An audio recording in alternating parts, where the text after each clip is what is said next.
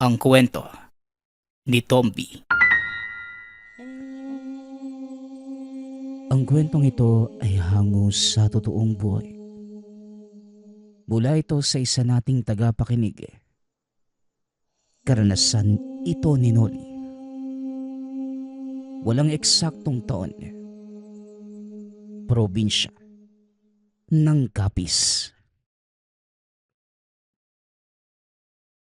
2:00 ng hapon na mga sandaling yun, nang magising ang binatang si Noli. Napuyat ito dahil dumayo pa sila ng pinsan na si Philip sa pestahan sa kabilang baryo. Nagmamadali itong lumabas ng kwarto upang magpunta ng banyo nang mapansin ang nanay na si Linda na may sinisilip sa bintana. "O Nay, ano pong sinisilip niyo dyan?" Tanong ni Noli. Sinenyasan lamang ng ina ang binata na lumapit sa tabi niya. Kagad naman itong lumapit at nakisilip doon sa bintana. Dito nakita niya ang kaganapan sa kapitbahay.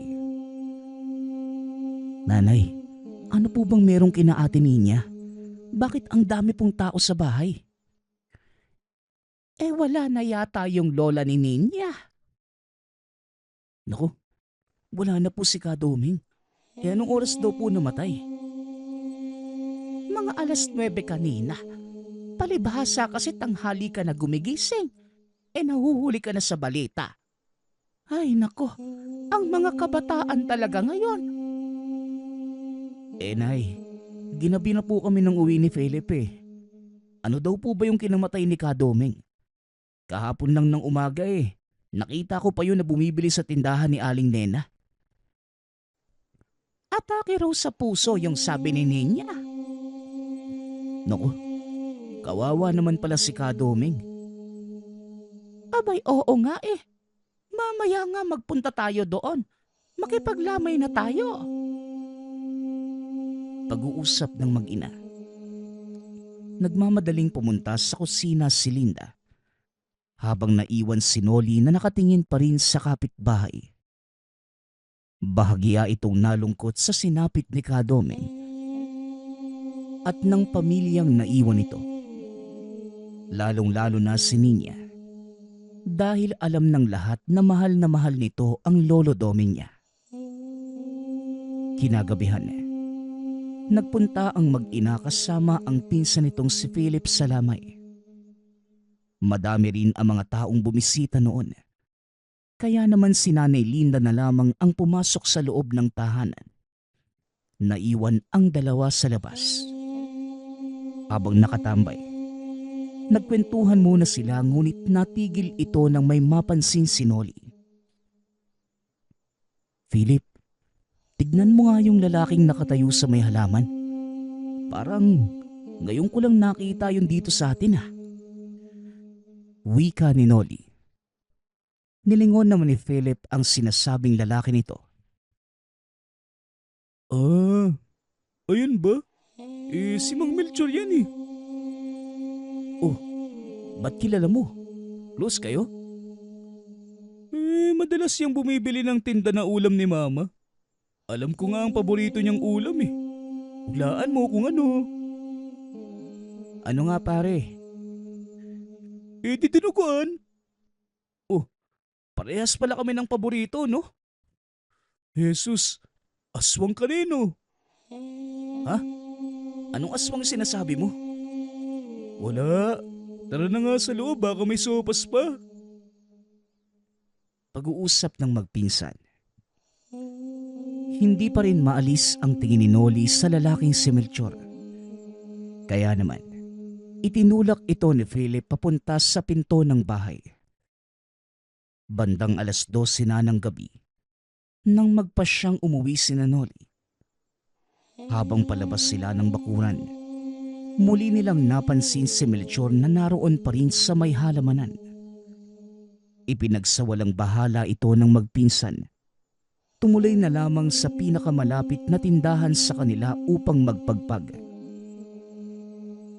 Hanggang sa 3 araw na ng lamay ni Kadoming, Hindi na ganong karami ang taong bumibisita. Marahil sa huling gabi ng lamay na lamang ito muling magsisipuntahan.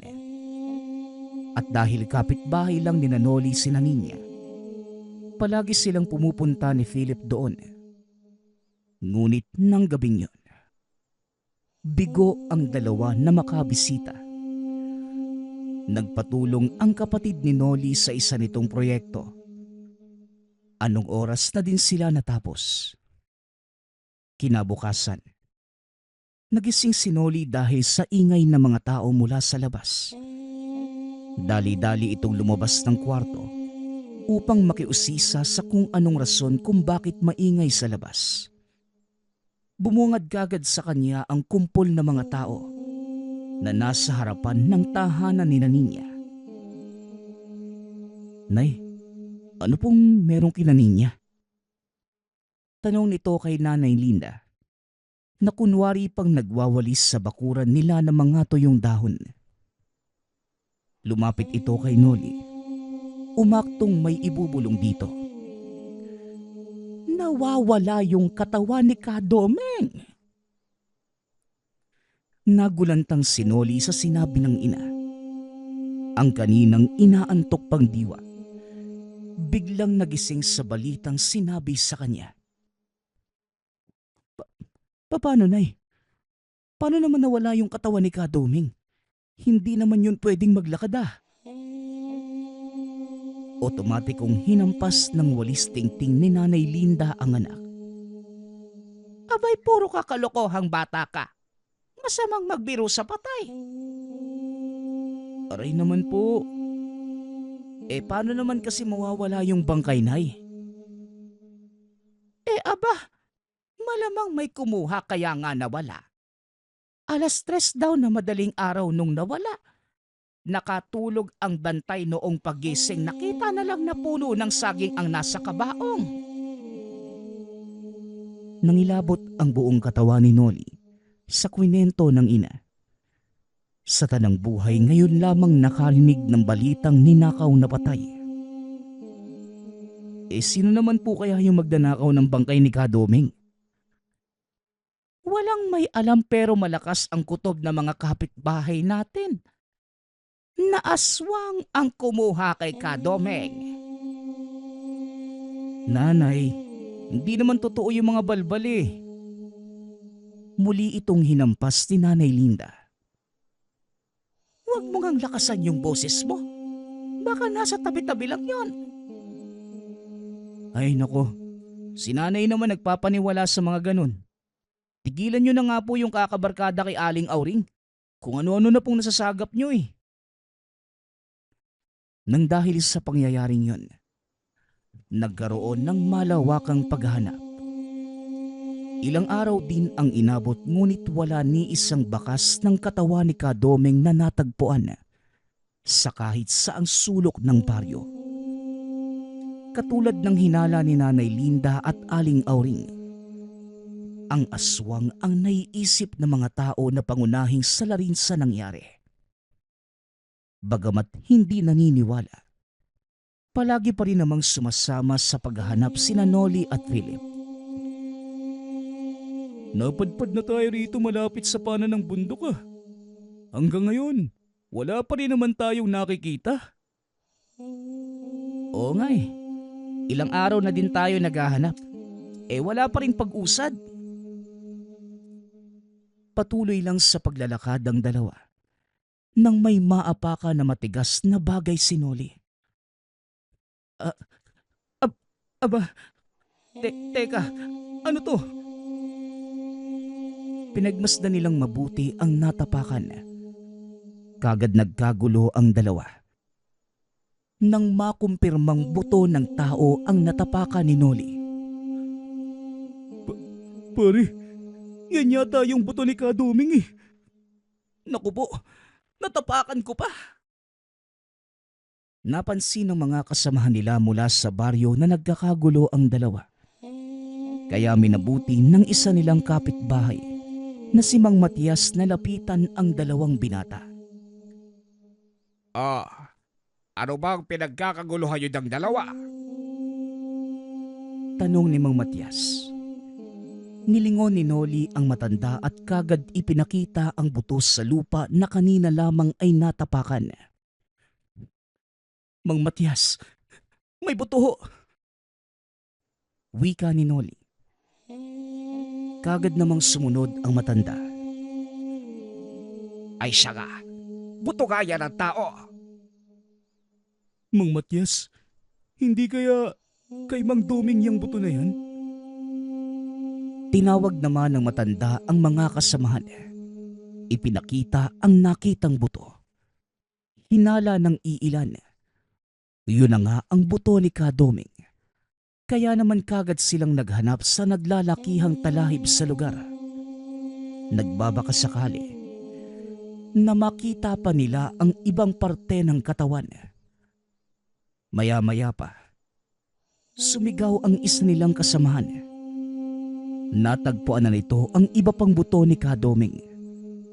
Nagsipuntahan naman ang lahat. Tumambad sa kanila ang isang kalansay. Makikita rin sa lugar ang gula-gulanit na barong-barong na suot ni Kadoming noong nakaburol pa ito. Si Kadoming na nga ito, mga kasama. Aswang nga kaya yung may kagagawa nito sa bangkay ni Kadoming? Hindi imposible. Mukhang tama nga si Auntie at yung iba nating kapitbahay. Aswang nga talaga yung pwedeng gumawa nito. Naging mabuting tao at mamamayan ng sityo si Kadoming. Walang sino man ang nagawa niya ng masama. Kaya malamang, hindi tao ang gumawa nito. Tama kayo mga bata. Aswang nga ang nakikita kong sila rin sa pangyayaring ito. Tignan niyong maigi ang mga buto. Sabay pang napatingin ang magpinsan. Kung mapapansin niyo, wala nang natitirang laman sa katawan ni Kadoming. Sinaid talaga ito. Kung ito ay ninakaw lang para itapon dito sa paanan ng bundok, dapat maaagnas pa ito, ngunit ngayon, purong buto na lamang. Wika ni Mang Matias. Napatango naman ang dalawa na para bang sumasang-ayon. Mahirap bang paniwalaan? Dapat mas doble ingat ang mga taga-baryo. Sasabihin ko ito kay Kapitan. Utusan niya ang mga tanod na magpatrol tuwing sasapit ang gabi. Para na rin sa kaligtasan ng lahat. Mang Matias, hindi po ba dapat hulihin muna yung aswang? Paano mo huhulihin ang nilalang na minsan ay hindi mo pa nakita sa tanang buhay mo? At saka panigurado, hindi rin ito papahuli sa inyo. Mabuti pa ay magsiuwi na kayong mga bata kayo. Lumalarim na rin ang gabi. Wika ng matanda. Nagpasya ang dalawa na umuwi na lamang dahil sa sinabi nito. Habang naglalakad, hindi nila maiwasang mapag-usapan ang nasaksihan kanina. Pare, paano kaya kung makita natin yung aswang habang pauwi? O ba siyempre, tatakbo ko kagad. Ano kayang itsura nun, no? Sabay namang inisip ng dalawa ang itsura at pareho silang nangilabot. Nasa kalagitnaan sila ng pagtatakutan nang isang lalaki ang biglang lumitaw sa hindi kalayuan. Nakatayo lamang ito sa ilalim ng posting may kumukurap-kurap pa na ilaw. Pare, nakakatakot yung lalaki sa may poste, oh. Baka yan na yung aswang na sinasabi nila. Ano? Tatakbo na ba tayo? Bilisan na lang natin yung paglalakad, pare. Hindi na nakasagot pa si Phil. Inunahan na nito ng takbo ang takot na nararamdaman. Napatakbo na lamang din si Noli. Sa pagdaan nila sa harapan ng lalaki sa poste, unti-unting bumagal ang pagtakbo ng dalawa. Dahil napansin nilang normal na tao naman ang nakatayo. Teka, Si Mang Melchor ba yun? Oo, si Mang Melchor nga. Anong ginagawa niya doon sa poste? Nananakot ba siya ng tao? Nang makalagpas na sa harapan ng poste ang dalawa, nagmadali sila muling maglakad. Nang mga oras na yon, iisa lamang ang naiisip nila. Bakit? Parang amoy nabubulok. Oo nga eh. Nasusuka na nga rin ako. Kaya bilisan na natin. Makalipas ng ilang minuto, narating din nila ang tahanan ni Noli. Hinihingal pa ang mga ito nang mapansin ng nanay ni Noli. O kayong dalawa, ano bang nangyari sa inyo? Para kayong hinahabol ng aso ah. Tumatawa-tawa pa si Nanay Linda. Samantalang pawang hindi makapagsalita sina Noli at Philip. Nang makahinga ng maluwag, nagtanong na ito. Nay, si Mang Melchor kasi nakatayo doon sa may poste. Nakakatakot po. Oo nga, auntie. Ni hindi nga siya kumikilos eh. Tsaka pagdaan namin, may naamoy pa kaming nabubulok. Ano ka mo? Amoy nabubulok? Yung amoy ba parang nabubulok at amoy malansa? Mabilis namang tumango ang dalawa. Tila nabalisa si Nanay Linda sa naging tugo ng mga ito. Dali-dali niyang kinandado ang pinto. Isinara ang mga nakabukas na bintana. Kayong dalawa, wala na munang lalabas. Dito ka na rin matulog, Philip. Hala, bakit naman po, tiya?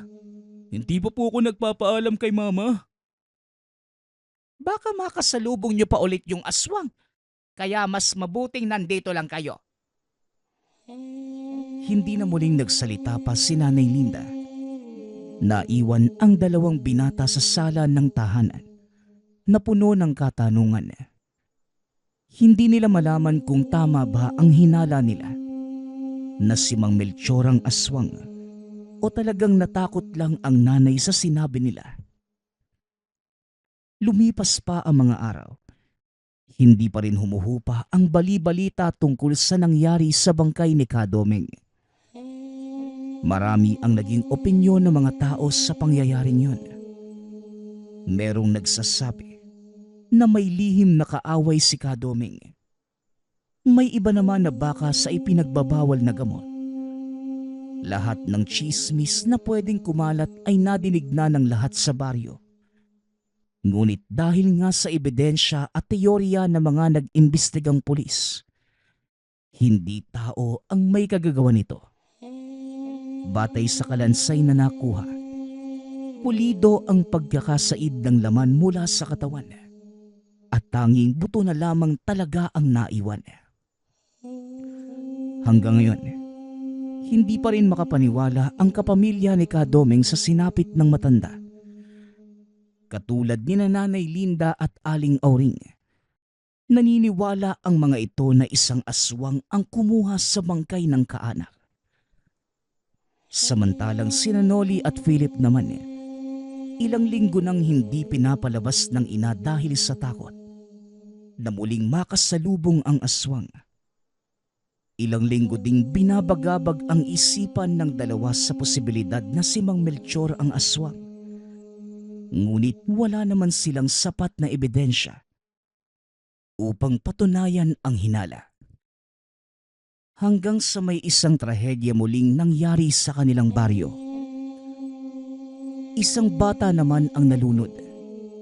At nang maiburol ang katawan ng bata, marami ang pumupunta araw-araw para makiramay sa namatayan na pamilya. Salamay, naroon muli ang dalawang magpinsang sina Noli at Philip. Maliit lamang naman ang baryo, kaya halos magkakakilala ang mga tao doon. Tahimik sa loob ng chapel. Tanging ang madidinig lamang ay hikbi ng ina ng bata. Sa gilid naman, Naroon ang iba pa nilang kapitbahay upang tumulong sa pagtanggap ng bisita. Nakaupo lamang ang dalawang binata nang meron silang mapansin. Bagay na nakita na nila noong nakaraan na lamay ni Kadoming.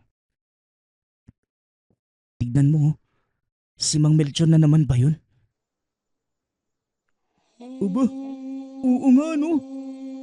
Ano na naman kaya ang ginagawa niyan sa labas? Tapos nakatayo pa. Parang estatwa na hindi kumikibo. Ganyan din siya noong lamay ni Kadoming ano. Ewan ko ba pare. May iba akong kutob dyan kay Kamelchor na yan eh. Nagkatinginan ang dalawa. Saka bumulong si Philip kay Nolly. Hindi kaya yung aswang at si Mang Melchor iisa? Hindi malabo no? Base sa mga ikinikilos niya mula noong nakaraan pa. Kung sabihin kaya natin kay Kapitan?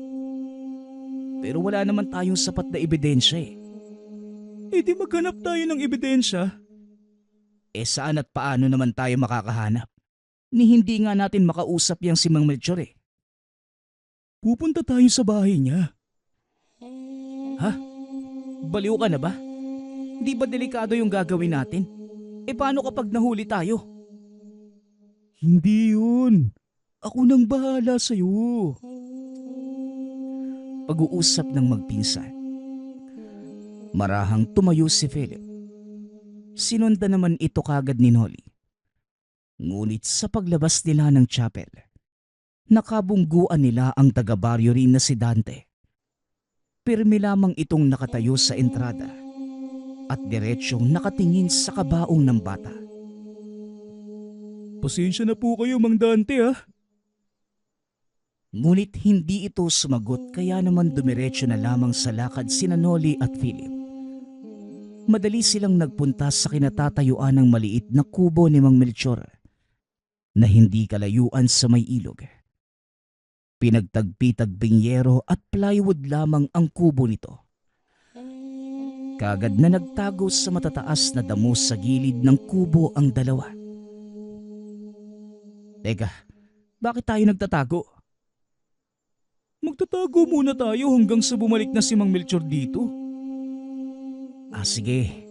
Kapag napatunayan natin na siya nga yung aswang, malaking tulong ito para hindi na maulit pa yung nangyari sa bangkay ni Kadoming. Kaya nga, ang gagawin lang natin dito, maghintay. Mapapatunayan din natin na siya yung aswang. Matagal ding naghintay ang dalawa. Halos mapapikit na lamang sa antok ang mga ito.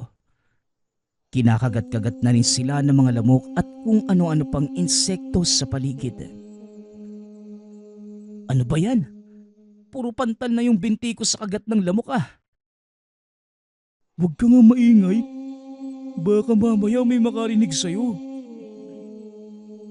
Muling nanahimik si Nolly. Lumipas pa ang kalahating oras. Nakarinig sila ng mahinang mga yabag. Sinisilip nila kung sinong paparating.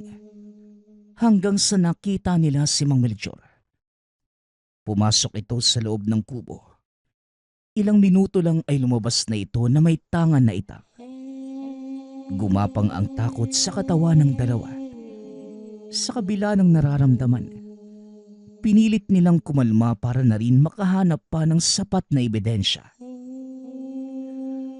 Naglakad si Mang Melchor papunta sa taniman ng saging na nakatanim sa kaliwang bahagi ng kubo.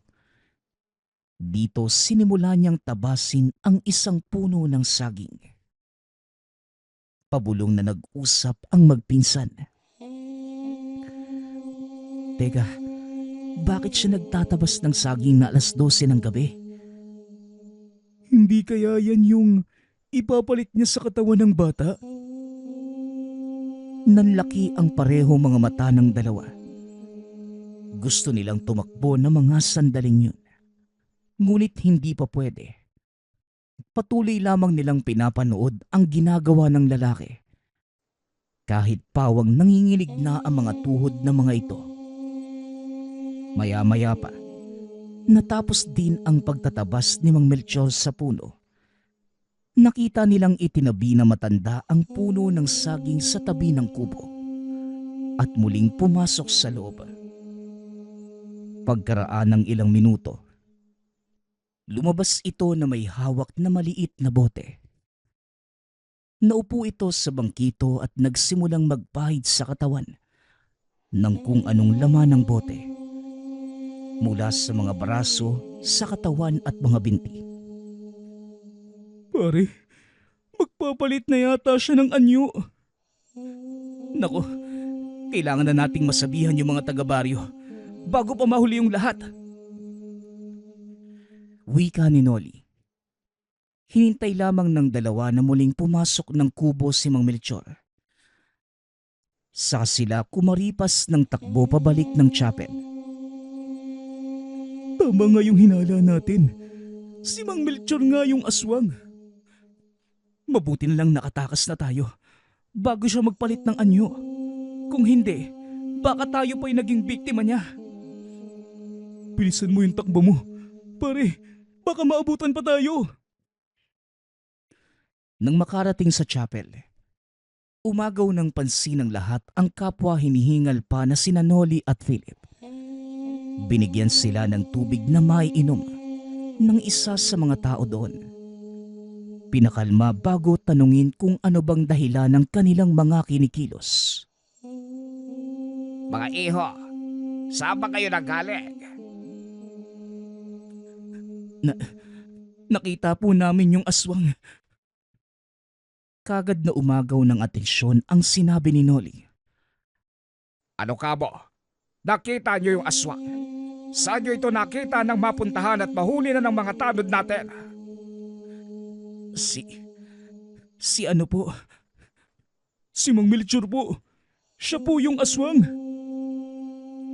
Nagulat ang lahat ng tao sa chapel sa sinabi ni Philip. Madidinig ang bulungan at kanya-kanyang opinyon patungkol sa sinabi ng binata. Totoo po. Totoo po yung sinabi ni Philip. Maniwala po kayo. Nakita po namin mismo na nagtatabas ng puno ng saging si Mang Melchor at may pinahid po siya sa katawan na likido mula sa maliit na botelya. Magtatabas ng puno ng saging ng gabi. Opo. Kahit puntahan pa po natin ngayon, makikita niyo po sa gilid ng kubo niyo yung katawan ng saging. Baka yun ang gagawin niyang pabalit sa katawan ng bangkay. Ay, Diyos ko po. Ba't mahuli na natin yung aswang? Nang mga oras na yun, nagmadali ang mga kalalakihan na kumuha ng mga kanika nilang sandata upang gawing pananggalang kung sila man ay atakihin ng aswang. Nagtipo na rin ang kapitan at ang mga tanod na may dalang lente dahil may kadiliman ang paligid. Anak, mas mabuti pang dumito na lang kayo ni Philip. Baka naman mapahamak pa kayo sa pagsama sa paghuli kay Melchor. Mari Linda, sila ang nakakita sa aswang, kaya dapat kasama sila roon. Pero, Nay, hindi po kami mapapahamak. At isa pa, marami naman po kami doon na pupunta eh. Mare, kasama naman si Mang Matias at Dante, kaya wala kang dapat ipag-alala. Narinig ni Matias ang sinabi ni Aling Auring, kaya nilapitan nito sina Aling Linda. Huwag kang mag-alala, Linda. Ako nang bahala sa anak at pamangkin mo. Baka nakakalimutan mo na dati akong boxer noong panahon ko. O sige na, pumapayag na ako. Pero mag-iingat kayo ha.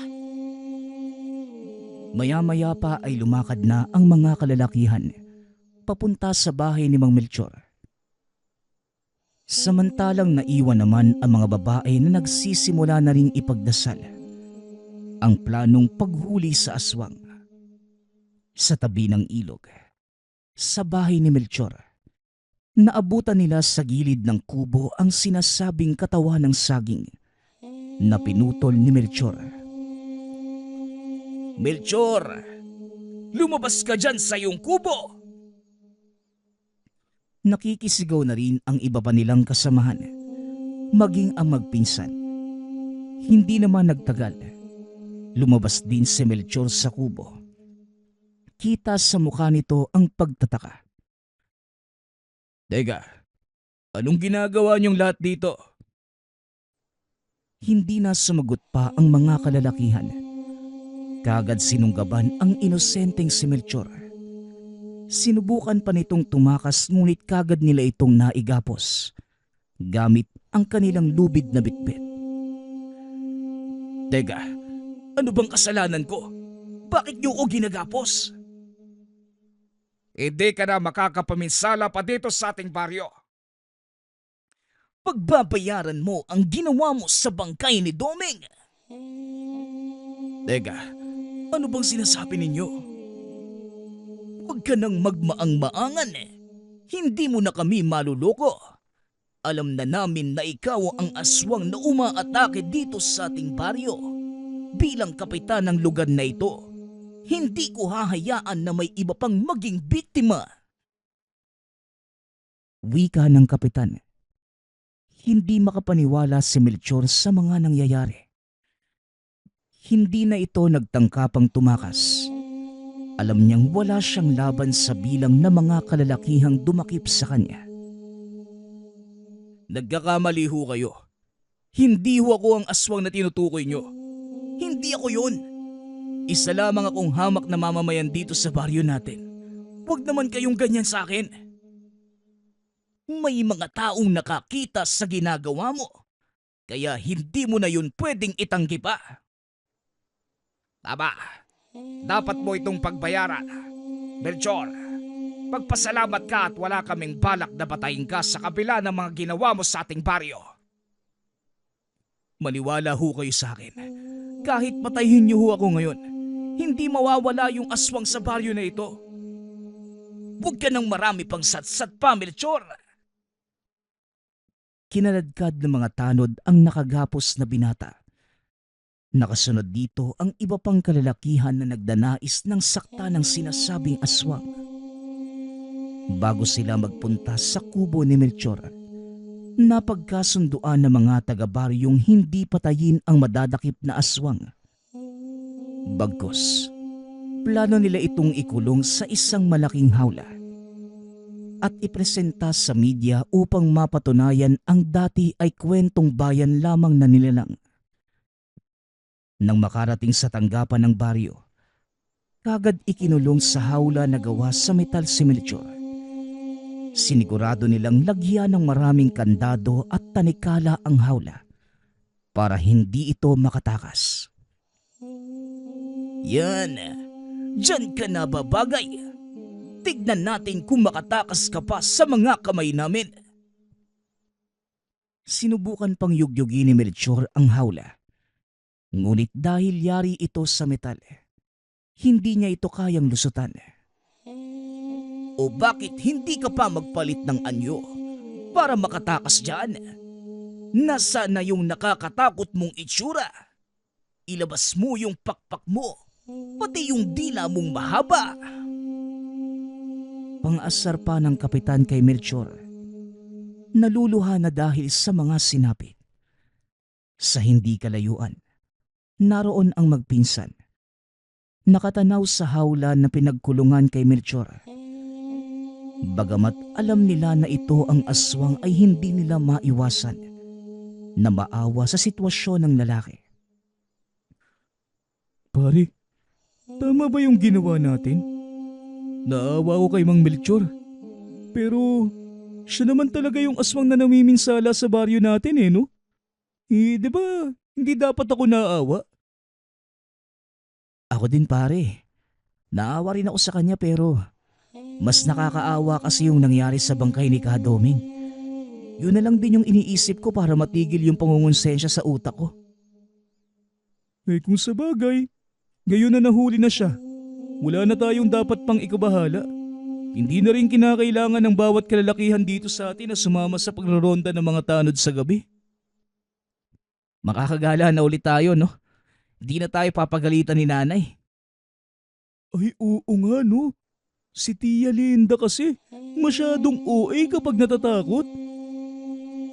Total, nakakulong na yung aswang. Gusto mo bang tumambay sa kanto bukas? Balita ko may bagong bukas na isawan doon. Ilang araw din kasi tayong hindi nakagala eh.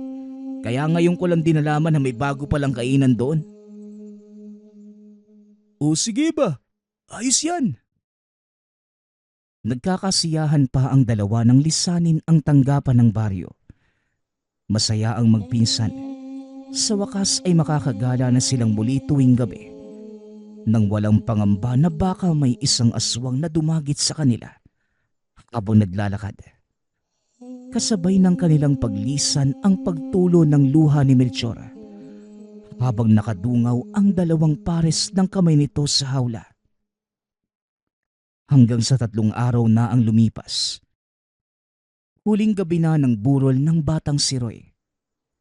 Dahil huling gabi na ito, dinagsa ng taong gustong makiramay ang chapel kung saan ito nakaburol. May ilang ding nagbigay ng kanilang mga donasyon para sa pamilya ng namatay.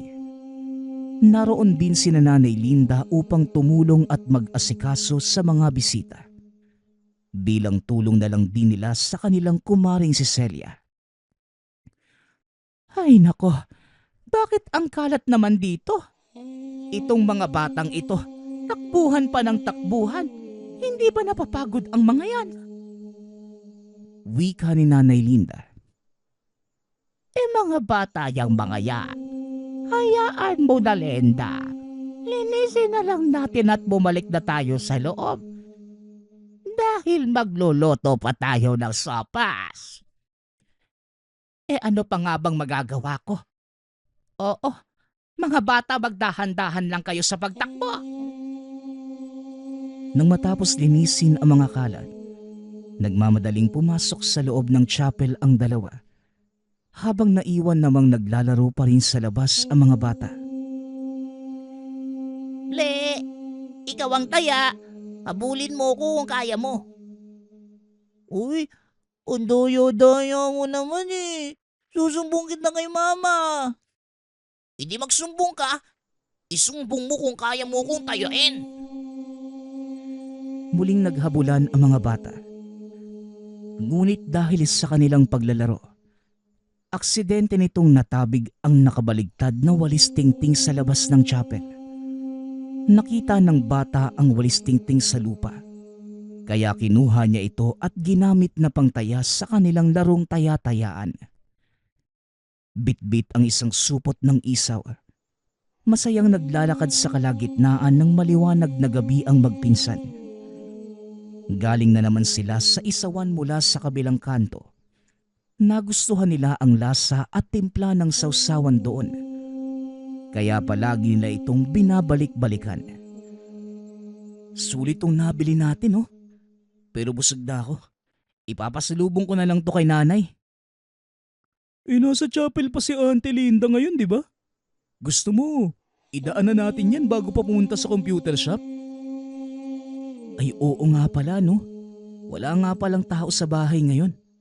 Sige, idaan na lang natin tong isaw sa chapel. Kalmadong naglalakad ang dalawa nang may makasalubong sila na taga-baryong tumatakbo. Tila takot na takot. Hinarang nila ang lalaking tumatakbo. Nagimbal sila nang madinig ang rason nito. Kinuha nung aswang yung katawan ng bata. Ano? Paano ho nangyari yun? Nakakulong na ho si Mang Melchor. Sigurado ho ba kayo sa nakita nyo, kuya? Oo, kitang-kita ng dalawang mga mata ko yung paglipad niya palabas ng chapel. Sigurado kong aswang yun. Nagkatinginan ang dalawa. Hindi na sila nagsayang ng oras at dali-daling tumakbo papunta sa chapel. Naabutan nilang nag-iiyakan ang ilang mga kapitbahay nila habang yakap ang bawat isa. Kagad hinanap ng mata ni Noli ang nanay. Nakita niya itong hawak-hawak ang isang bata na may hawak pang walis tingting. Nay, ano ho bang nangyari? Nasaan po yung iba nating mga kapitbahay? May nasaktan po ba sa inyo? Diyos ko, mabuti at ayos lang kayo ni Philip. Wala namang nasaktan sa amin pero yung bangkay ni Roy, kinuha ng aswang. Kung alam ko lang na makakatakas si Melchor, hindi ko na sana hinayaan ang batang ito na tanggalin yung walis tingting na inilagay ko noong unang araw pa lamang ng lamay ni Roy. Para saan ho ba yung walis tingting, tiya? Hindi kagad nakasagot si Nanay Linda sapagkat nakita nito ang pagdating na matandang albularyong si Canestor. Mula pa ito sa kabilang bayan, kaya naman lubos ang tuwa nang makita ito sa kanilang baryo. Alam ni Nanay Linda ang dahilan kung bakit naparito ang albularyo. Dahil sa aswang. Ang paglalagay ng walis tingting ng nakabaligtad sa tabi ng pinto ay mabisa upang hindi tuluyang makapasok ang aswang sa isang bahay o lugar. Subalit sa oras na tanggalin ito ng kung sino man, parang inimbitahan niya na rin ang aswang upang kunin ang pakay nito. Canestor, mabuti naman po at nakarating na kayo. Kailangan po namin ng tulong ninyo. Nakasuot ito ng puting damit at kulay kapeng pantalon. Maputi rin ang buhok nitong natatakluba ng puting bandana. May suot itong medalyon at tattoo ng krus sa kanang braso. Nay, siya po ba yung albularyo na lagi niyong ikinikwento sa amin ng kapatid ko? Oo, siya nga yun. Noong gabi na umuwi kayo ni Philip at sinabi niyong nakita niyo yung aswang, nagpunta kaagad ako kinabukasan sa kabilang bayan para kumonsulta kay Canestor dahil alam kong may kakayahan nito sa mga ganoong bagay. Pinayuhan niya ako na maglagay ng walis tingting sa labas ng bahay para hindi makapasok ang aswang. Tumigil sa pag-iyak ang ilan sa mga tao sa lugar. Nang madinig ang sinabi ni Nanay Linda, tila nabuhayan sila ng loob at umasa para sa kapayapaan ng baryo. Canestor, tulungan niyo po kami na mahuling muli yung aswang na si Melchor. Makikita ang pagkunot ng noo ni Canestor sa sinabi ni Aling Auring. Ano ka mo? Melchor ba ang pangalang sinabi mo? Oo, bakit ho? Napailing na lamang si Canestor. Kayong dalawa, dalhin niyo ko kay Melchor.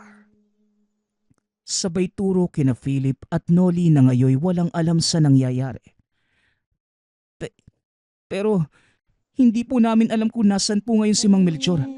Nakatakas po siya sa hawlang pinagkukulungan sa kanya. Tinangay niya po yung bangkay ng bata. Mga hangal, hindi si Melchor ang aswang.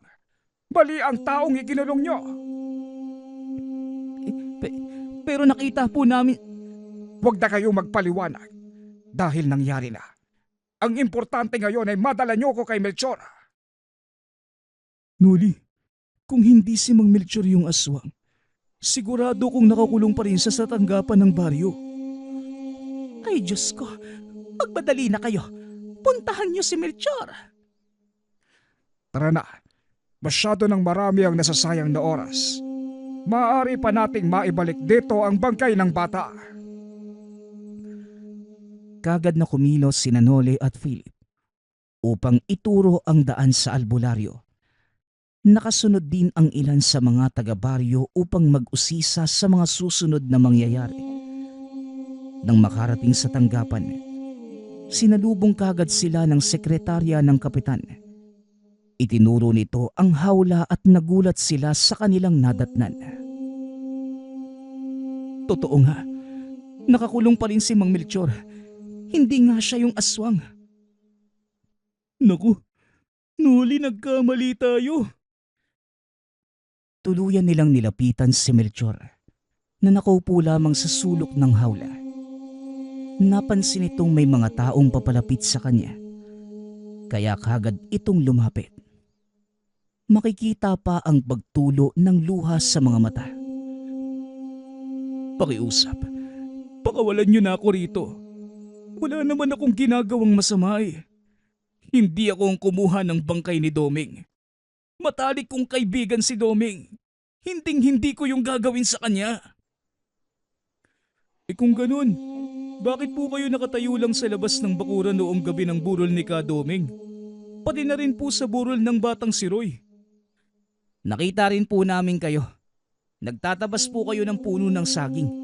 At pagkatapos, may pinahid ho kayong likido sa inyong katawan.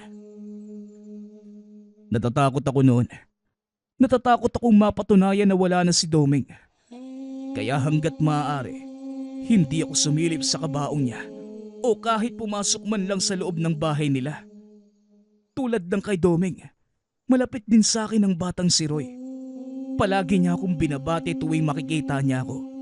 Minsan dinadalhan pa niya ako ng ulam nila. Para ko na ring anak si Roy, kaya hindi ko matanggap na pati siya ay nawala na rin. Dahil sa kagustuhan kong makabawi sa pagiging mabuting bata sa akin, naisip kong ihandog kay Aling Celia yung saging na tanim ko. Kaya nang gabi ding yun, nagtabas ako. Inihiwalay ko yung katawan ng puno dahil bala kong kunin yung ubod nito na gagawin ko sanang ulam sa mga darating pang araw. Ang tungkol naman sa sinasabi niyong likido, lagis yun mula kay Canestor. Ipinapahid ko yun sa katawan ko kapag nakakaramdam ako ng pananakit.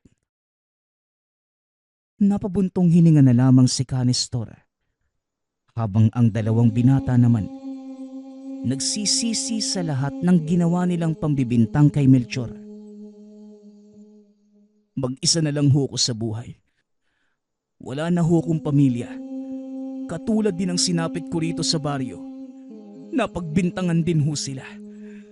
Sinunog ang bahay na tinutuluyan namin noon at ako lang ang nakaligtas. Mang Melchor, patawarin niyo po kami sa pambibintang namin sa inyo. Nadala lamang po kami ng takot noong mga panahon na yon. Huwag kang mag-alala. Kaibigan, narito na ako. Ilalabas ka namin dito sa hawla na ito. At ang tunay na aswang ang dapat nasa loob nito at hindi ikaw. Tinanggal nila ang kandado. Sa wakas ay malaya na muli si Melchor. Nagpapasalamat ito sa lahat ng tumulong upang mapakawalan siya. Hindi na rin nag-aksaya pa ng oras sina Noli at kagad silang nagtanong-tanong kung saan nagpunta ang kapitan at ang mga tanod.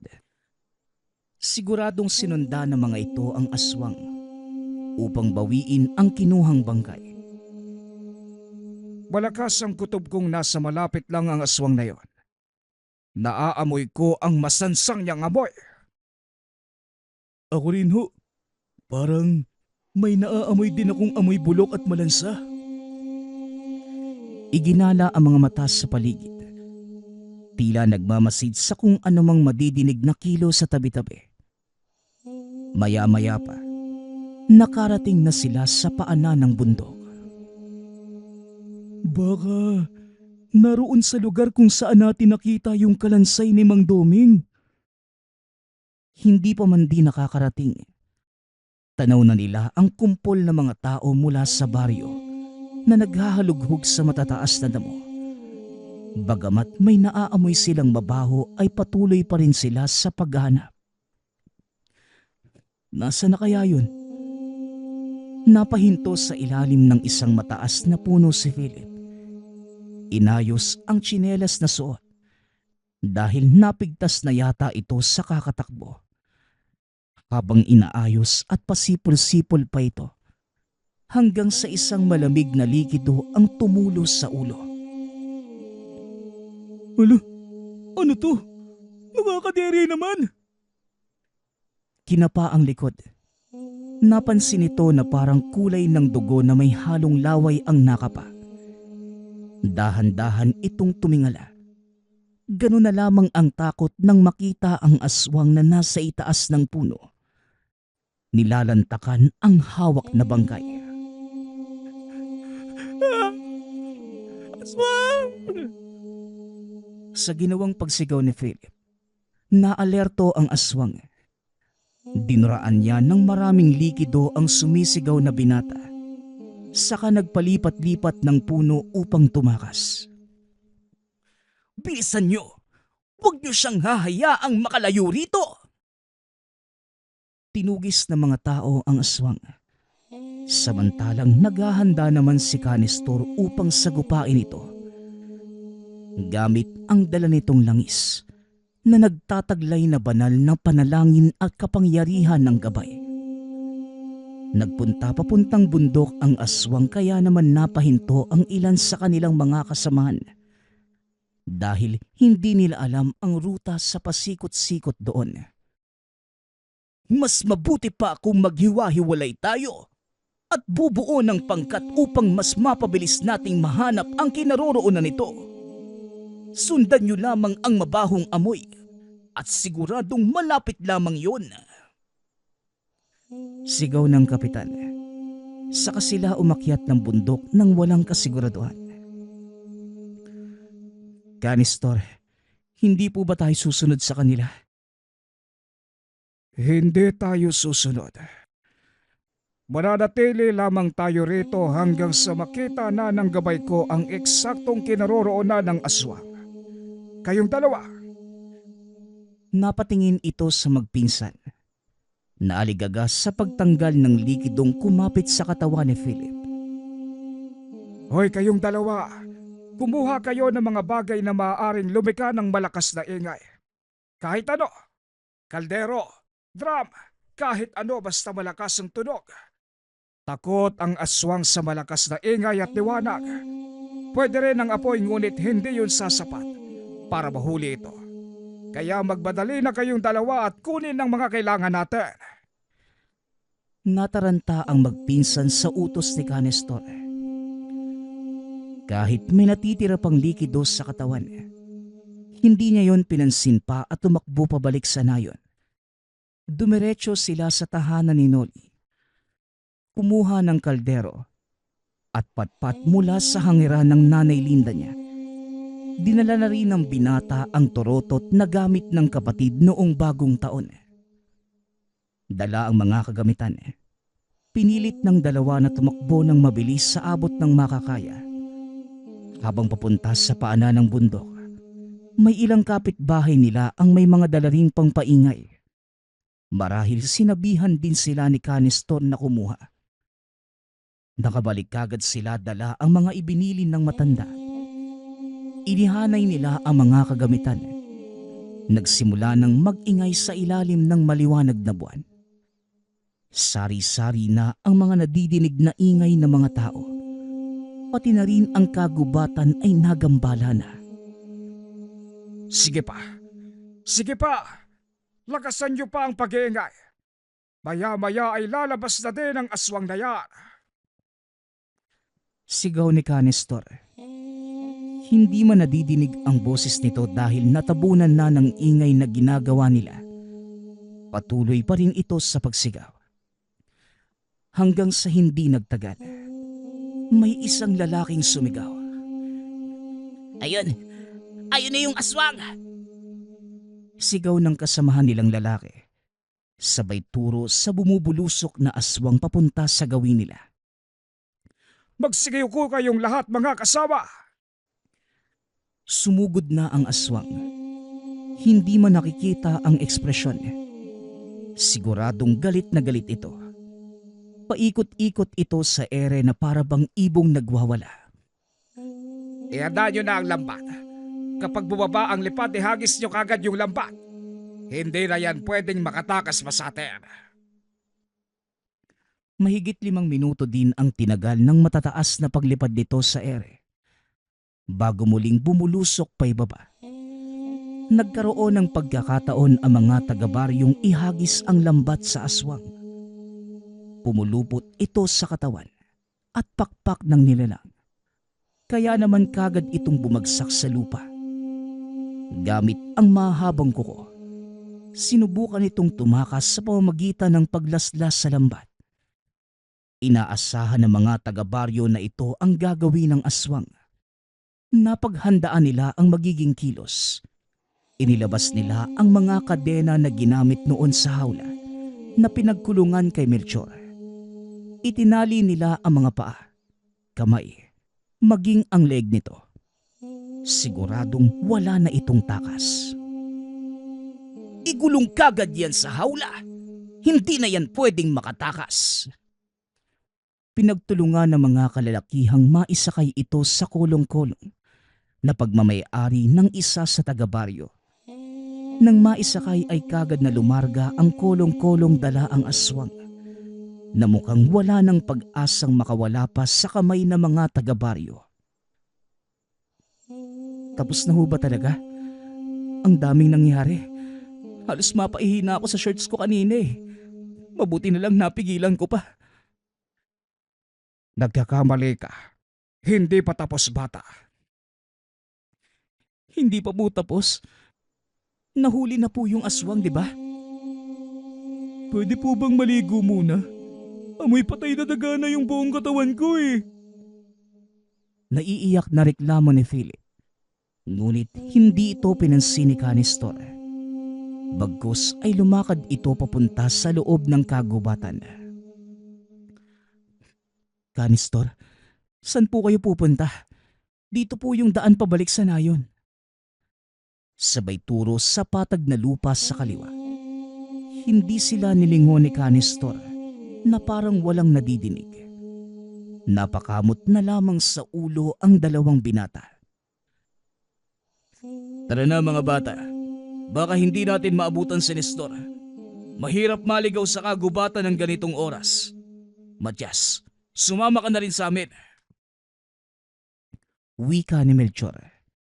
Naglakad na rin ito papasok sa loob ng kagubatan. Akala ko tapos na. Hindi pa pala.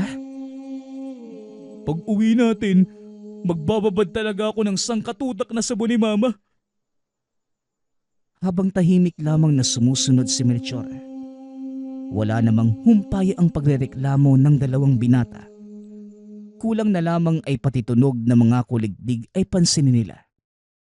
Napahinto ang grupo nang makita ang figura ni Canistor na nakatayo lamang sa harapan ng nakahigang putol na katawan ng akasya.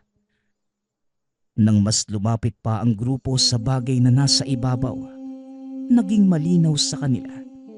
Naroon ang katawan ng batang si Roy. Napatakip na lamang sila ng ilong nang dumapos sa kanilang mga ilong ang nakakasulasok nitong amoy. Ay nako, kawawa ka naman Roy. Walang hiyayang aswang na yan. Kung pinagyan nyo lang ako ng pagkakataon na patayin yon, gagawin ko kagad eh. Pasalamat na lang tayo at may natira pa sa bangkay ng bata. Kaunti lamang ang nakain ng aswang. Kung hindi ito nabantayan ng aking gabay, malamang nakuha na rin ito ng ibang nilalang na nagtatago lamang sa dilim. Wala man lang ako nagawa para sa batang yan. Kung mamarapatin nyo, hayaan yung ako mismo ang kumarga sa bangkay niya pabalik sa chapel. Tumango lamang bilang pagtugon si Canistor at Matias. Walang arting binuhat ni Mang Melchor ang bangkay. Hindi alintana ang mabahong amoy. Tahimik lamang sila habang naglalakad. Walang ni isang gustong bumasag ng pagdadalamhating nararamdaman ng bawat isa. Kasabay ng katahimikang yon, ang lihim na pagluha ng mga taga-baryo nang makita ang kalunos-lunos na sinapit ng paslit. Kinabukasan, pinilit ibalik ng mga tao sa baryo ang sigla ng nayon. Nagbigay sila ng ilang regalo kay Canistor bilang pasasalamat sa pagtulong sa suliranin na kanilang kinakaharap. Sa kabilang dako naman, makikita ang magpinsan na nagtatabas ng puno ng saging bilang paghingi ng tawad sa pambibintang na ginawa ng mga ito kay Mang Melchor. Tinulungan nila ito ngayon na mangahoy at magtanim ng gulay. Sa paanan ng bundok, nalaman na rin nila ang dahilan kung bakit ito nakatayo sa may poste noong gabi na nakita nila ito. Nahulog pala ito sa kanal ng dahil sa kalasingan kaya mabaho rin ang amoy. Sabay na lamang nilang tinawanan ang pangyayaring yun. Magpas hanggang ngayon, malinaw pa rin sa alaala ni Noli at Philip nang minsang maranasan ang paghuli ng matandang albularyo sa isang aswang. Nagpapasalamat nga pala ako sa lahat ng sumusuporta sa ating channel. Nawa ay patuloy niyong suportahan at pakinggan ang ating mga kwento. Hanggang sa muling pakikinig. Paalam.